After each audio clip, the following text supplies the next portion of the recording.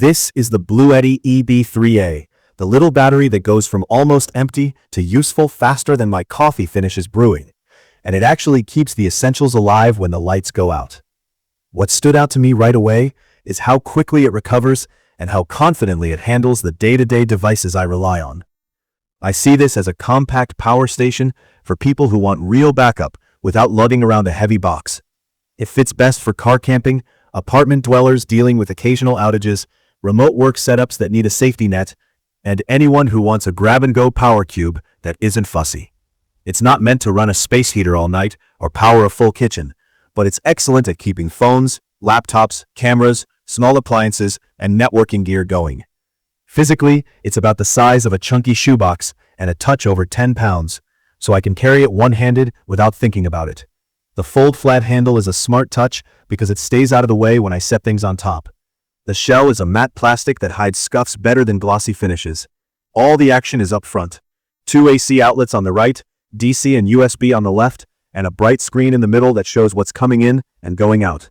On top, there's a wireless charging pad that's convenient when I'm dumping pockets at a campsite or a coffee table. Placement is a little picky through a thick case, but once it locks, it holds. There's also a built-in LED light that's bright enough to be useful in a tent or as a quick work light. A few design quirks are worth knowing. The side vents are wide open, and the ports don't have weather caps.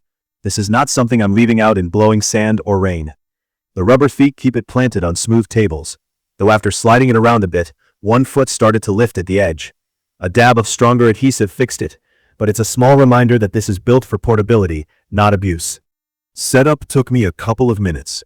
I plugged it into the wall and paired it to the BLUETTI app over Bluetooth. The app is simple. I can switch between quieter or faster charging, toggle AC and DC outputs, and there's a powerlifting mode I'll talk about in a moment. The app also pushed a firmware update right away, which I recommend doing. It took a few minutes and made the fan ramp a bit smoother. Bluetooth range is about one room away. Once I step farther, I lose live stats, so I treat it like a local remote, not a whole home monitor. The headline experience is charging speed. In my tests, I went from around 8% to about 78% in roughly half an hour using the wall cable with the faster charging setting. That's the difference between we're dead for the night and we can finish the movie and keep the router up. When I combined wall and solar on a clear day with a 200-watt panel, it jumped even faster, though the unit naturally protects itself and will throttle a bit if it gets warm. On output, it's reliable. The AC inverter is clean and had no trouble with my laptop chargers, camera batteries, a small blender, and a CPAP without the humidifier. It can push up to 600 watts continuously and surge briefly for tougher starts, which is enough for compact kitchen appliances one at a time. The USB-C port is the unsung hero here. It delivers enough juice to run and charge modern laptops without needing to fire up the AC side, which saves energy and keeps the fan quieter. Speaking of, the fan is the piece most people will notice sooner or later. During fast charging or when I'm pulling heavier loads, the fan spins up to a level that's similar to a desktop PC under load. In a quiet bedroom at night, I can hear it. In a living room or campsite with ambient noise, it fades into the background. Real-world use tells the story.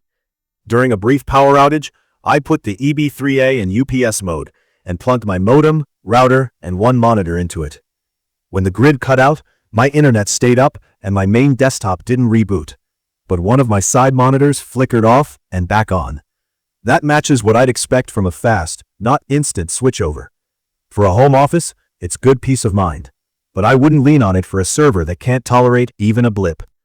For camping, I ran a 12-volt fridge cooler and charged phones, a headlamp, and a camera. On a warm afternoon, the cooler averaged around 45 to 60 watts cycling, and I got a few hours of runtime before I topped up with solar. With a 200-watt panel at midday, I saw anywhere from 140 to 180 watts coming in, depending on sun angle and cloud cover. Under overcast conditions, it struggled to wake up below a certain threshold, which is typical for MPPT controllers that need a minimum current to engage. Car charging from a 12-volt socket worked fine for topping off while driving. Just don't expect miracles on short trips. I also stress-tested the inverter with some kitchen toys. A small coffee grinder and a 600-watt kettle worked, but the kettle emptied the battery faster than you'd expect, which is just physics on a small pack. The powerlifting mode is interesting. It lets the unit handle certain resistive loads that technically exceed the normal output by lowering voltage to keep current under control. It won't turn this into a high-power unit, and it's not for everything, but it got my compact kettle to run without tripping. The trade-off is speed and battery drain. Battery life feels honest. With AC devices, I generally see a bit less than the printed capacity because of inverter overhead, which is normal. With DC and USB, it goes farther. And that's where the 100-watt USB-C port shines. On shoots, I use that port to keep a laptop and an SSD enclosure going for hours. And because I wasn't using the inverter, the fan rarely spun up. A couple of reliability notes from extended use. I had one odd, short warning early on while it was idle, likely related to older firmware. Power cycling cleared it, and I haven't seen it since the update. The app gives me the option to set eco mode, which turns out puts off automatically when there's no load. That's handy to prevent phantom drain. The display is easy to read indoors, a bit washed out in direct sun, but still legible if I tilt it. The buttons are small and slightly soft to the press.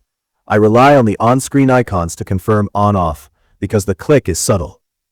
One specific use case where this excels for me is remote work from a cabin or a van. I keep the EB3A under a table, USB-C powering my laptop, the DC port feeding a small 12-volt router, and the wireless pad is a catch-all for my phone. If I need to boil water for tea, I'll flip on the AC and use a compact kettle, then let it recharge while I deal with emails.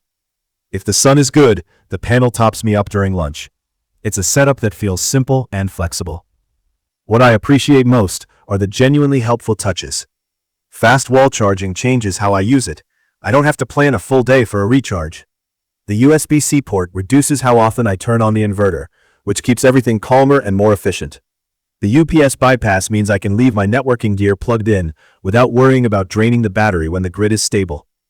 And the Li-Fi PO4 battery chemistry matters long-term. This is the kind of pack I can cycle a lot, without worrying about it turning into a brick after a couple of seasons. It's not perfect.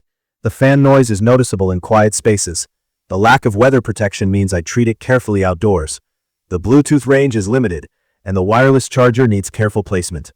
But the core experience is solid, fast to refill, strong enough to run what I actually use, and easy to live with once I've set the app the way I like it. If you want a compact power station that you can actually rely on for everyday essentials, laptops, cameras, a small fridge, Wi-Fi, some lights, and you value quick top-ups and long battery life over silence, this is a great fit.